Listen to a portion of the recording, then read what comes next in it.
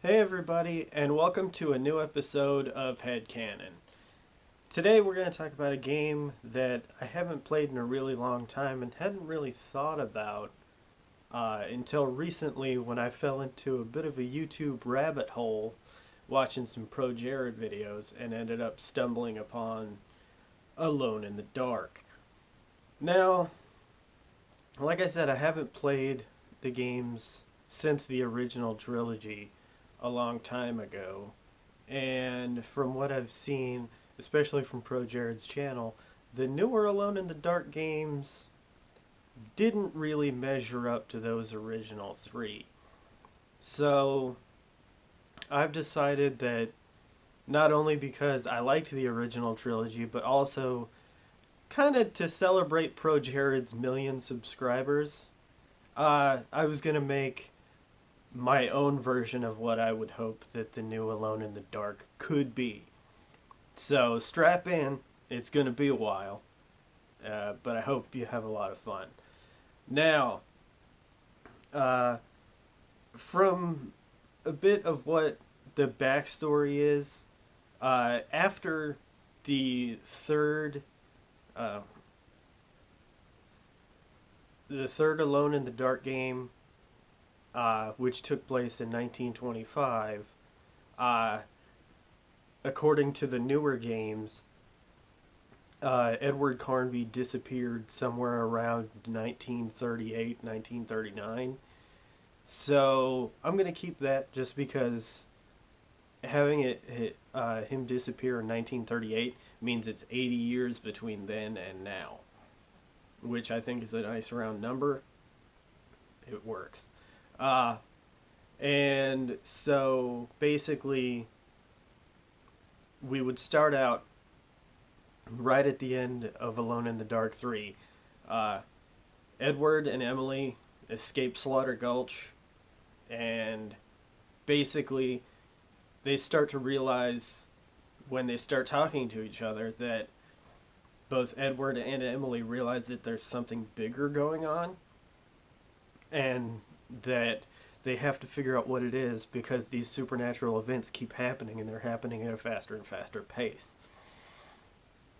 So in between 1925 and 1938, Emily and Edward are traveling the world together, solving mysteries, trying to figure things out. And the whole time, Edward keeps all of his notes in a leather-bound journal that he keeps with him all the time. And we're going to show at the beginning of the game, there's going to be some vignettes, like a montage of them doing all these supernatural things until they get to Delhi in 1938. And it turns out there's a cave that some guides get Emily and Edward to. And once they get into the cave, it opens up, and there in the wall is a large black disc. It appears to be made of metal, but it also appears to be like part of the wall. Like, the guides don't understand how it would have gotten there, and Edward and Emily are unsure how it got there. It appears that it may have been like transmuted from the stone into this metal, but they're unsure. And there appears to be a ring on the floor and in the ceiling at like a certain radius away from the ring in the wall.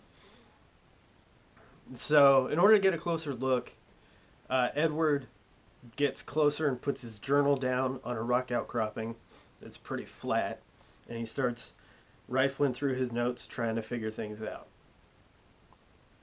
And then he starts to look at the disc and realizes that it's not just a single disc. There are rings on the disc that appear like they could spin. So he gets closer to the disc, and before he even gets a chance to touch it, the rings on the disc start spinning.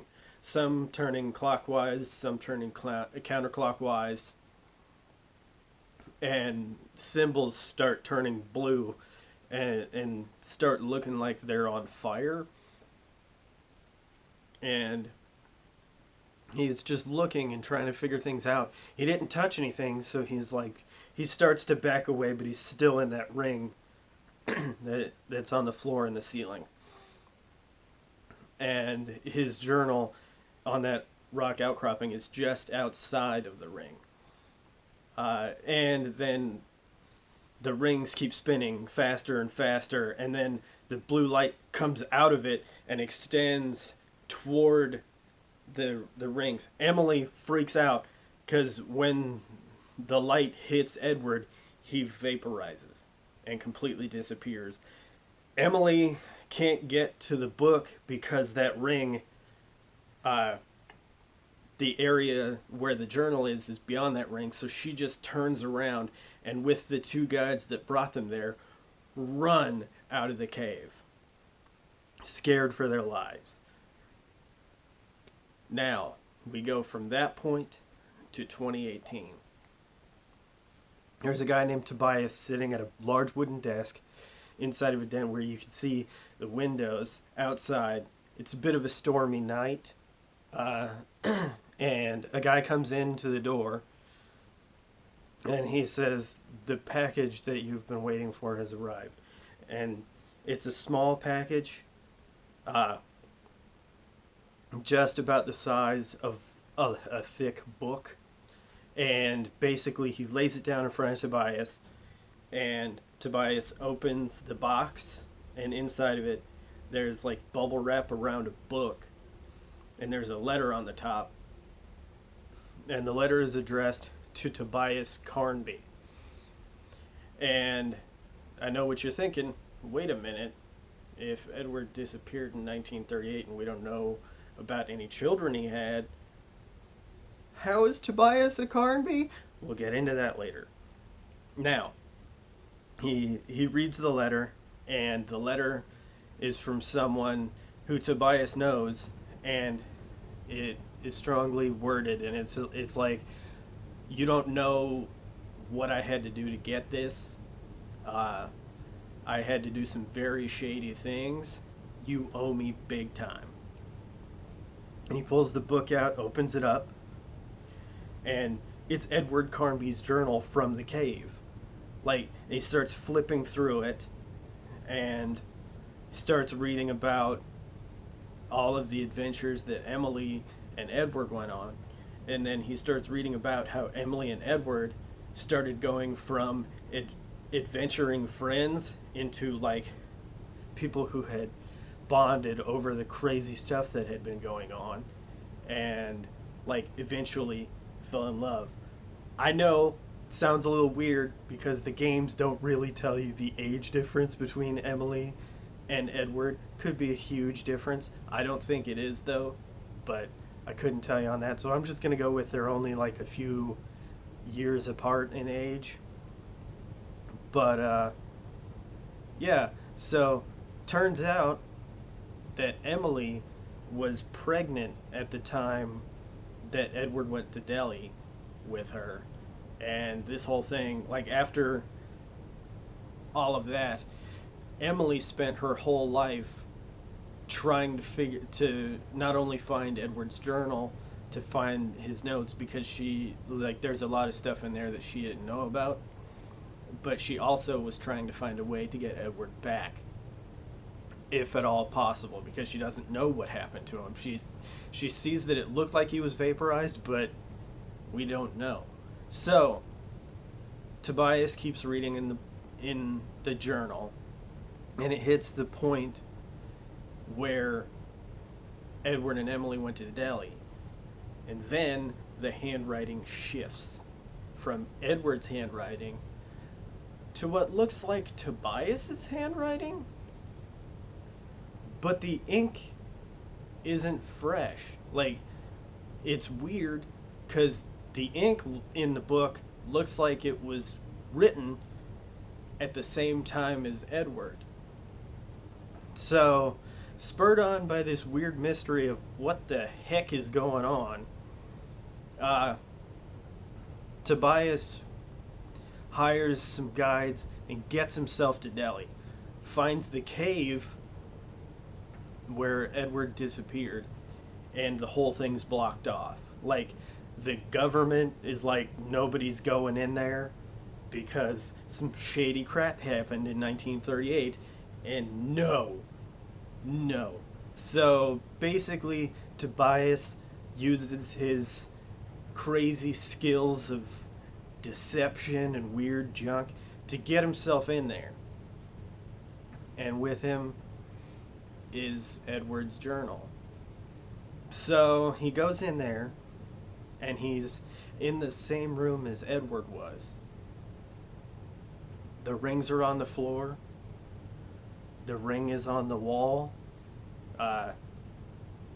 Tobias goes to that same rock outcropping where Edward left his journal. And he doesn't know about how Edward disappeared, so he doesn't think to not go inside the rings and explore what the heck is going on. So he steps in and starts examining the ring, and again, the ring starts spinning up, and the room fills with light, and boom! And it looks like Tobias is vaporized. And then some shady stuff happens, and it turns out that Edward and Tobias have switched in time. Tobias is in 1938, and Edward is in 2018. When they first come out of it, Tobias notices the journal on the rock outcropping, and he grabs it, and he realizes that once it hits where Edward disappeared from Delhi, there's nothing else in the book. So he begins to understand that the reason that the stuff that was in the book was written ostensibly by him was because this is when he writes it. Then it goes to Edward Carnby, who's in the present, and he sees his journal on the same rock outcropping he left it, but there's a lot more stuff in it. There's he goes through it, and it hits a point where it goes from his handwriting to someone else's, but he doesn't know who. There's a lot of small scraps of paper with things written on them that have to do with stuff he's not sure about. So he starts flipping through it, and he gets to where he disappeared, and it starts going to the other person who wrote things down. And he reads the first page, and he's like, because it starts talking about a door that is made out of the same metal as the rings and the disc. But he doesn't know where the door is because there's just like a hole in the wall.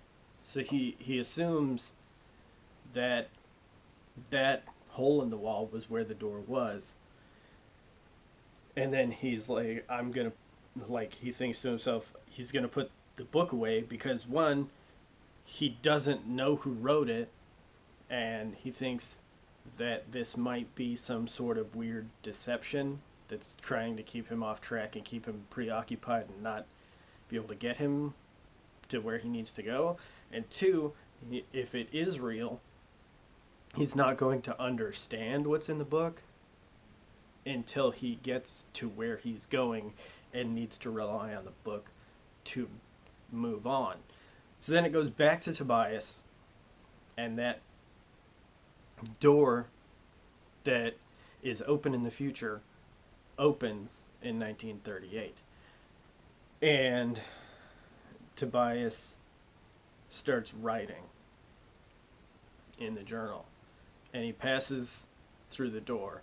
And now what's going to happen from this point is plain old original Alone in the Dark stuff. There's going to be weird monsters. There's going to be puzzles that are very strange and seem like they come out of nowhere, and that you have to read an obscure little note somewhere in a book inside of a library or something in order to pass on. But here's the difference. Any piece of paper that you pick up in the past, Tobias puts in the book, and Edward can read it in the future. So there are going to be some things that basically Tobias has to do in the past in order to set things up for Edward to be able to pass through in the future. And basically, you're going to be able to switch between both characters at will to progress the story in both times. And the way I see it going on is, after a while, you're going to begin to see that things are getting crazier the deeper that you go down into these caves. Basically, what's down there is some sort of bizarre portal that leads to an elder god who is the manifestation of fear. And basically, the more you go through these caves, the closer you get to him, the more unsettling things are going to become, because he's playing off of your fears. And Tobias's stuff is going to be crazier because a lot of his fears have to do with the fact that he doesn't know where he is, he doesn't know what's going on, and he doesn't have Edward Carnby's like skills trying to figure things out with all the supernatural elements, whereas Edward Carnby's fear-based stuff in the present is all going to be based off the stuff he has experienced not only in the original 3 games, but in the years between the end of the 3rd one and the one in the present. So, like, it's going to almost feel like playing 2 different games when you're playing between the 2 of them, because their fears are different. But basically, the way I see it going down is the further and further you go, the more crazy things are going to get. But eventually, it's going to get to a point where you begin to realize that the disc that was in the main area was supposed to seal off this elder god and basically trap him in a moment of time throughout all of history. Like, he would just be frozen and not be able to do anything. But when the people that created it, they screwed something up, and instead of holding one creature through all of time, the disc made it to where 2 people that are not in the same time period would switch. So basically, an accidental misstep in writing some symbols caused this whole thing to go down. And where I see it personally ending is a passing of the torch from Edward to Tobias.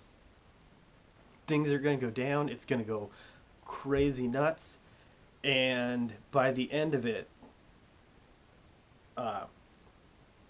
Edward is going to read something in the book that makes him realize that he can change things.